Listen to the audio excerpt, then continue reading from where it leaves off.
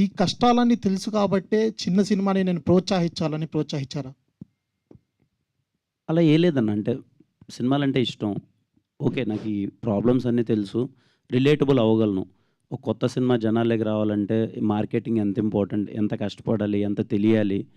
అది తెలుసు కాబట్టి చాలా జాగ్రత్తగా ఏదో చిన్న సినిమా అంటే ఏదో తీసేసామా, అటు థియేటర్‌లో ఏసామా అన్నట్టు కాకుండా, నాకు తెలిసి ఈరోజు నా సినిమాకి ఎన్ని స్క్రీన్స్ రిలీజ్ అయ్యాయో, ఈ సినిమాకి అన్నే స్క్రీన్స్ రిలీజ్ అవ్వబోతున్నాయి. చాలా పెద్ద release 'Thimmarajupalle TV.' Entire world wide release అయిపోతుంది. అంటే నా తపనదే.